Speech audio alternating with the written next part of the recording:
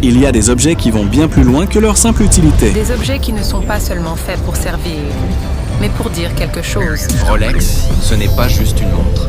C'est un symbole, une obsession, un héritage. Voici son histoire.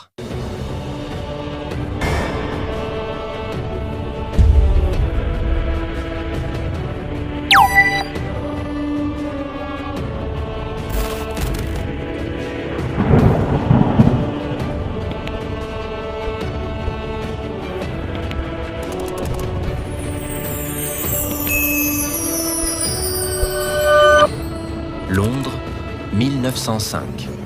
Hans Wilsdorf, 24 ans, orphelin. Il rêve d'un monde où l'on regarde l'heure au poignet, pas dans la poche. À cette époque, la montre-bracelet est vue comme fragile, réservée aux femmes, peu fiable. Mais Hans voit plus loin. Il veut prouver qu'une montre peut être belle et précise. Il crée sa propre marque. Il lui faut un nom court, facile à dire, facile à retenir. 2 syllabes, 5 lettres. Rolex.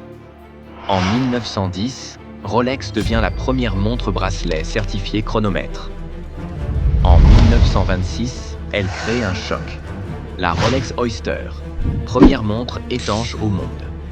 L'année suivante, la nageuse Mercedes Glides traverse la Manche avec une Oyster au poignet. 10 heures dans l'eau glacée.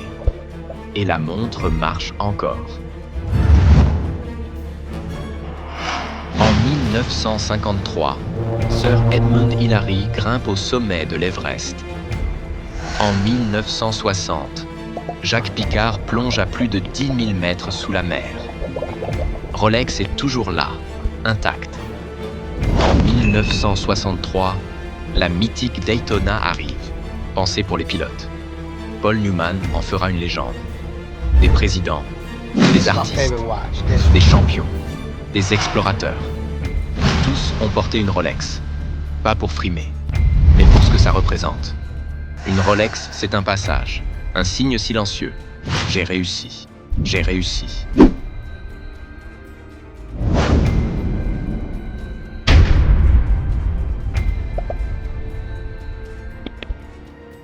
En 1960, Hans Wilsdorf meurt. Mais avant, il lègue Rolex à une fondation privée. Pas d'actionnaire, pas de course au profit. Juste un but, fabriquer la meilleure montre du monde. Chaque Rolex est faite à la main, testée, polie, ajustée. Rolex ne vend pas du luxe. Elle vend une obsession, le détail parfait. On ne porte pas une Rolex pour lire l'heure. On la porte pour se rappeler d'où on vient, pour célébrer ce qu'on a traversé. Pour dire, sans un mot, ce qu'on veut. Rolex n'est pas une montre. C'est la preuve que vous avez gagné votre combat. C'est la preuve que vous avez gagné votre combat.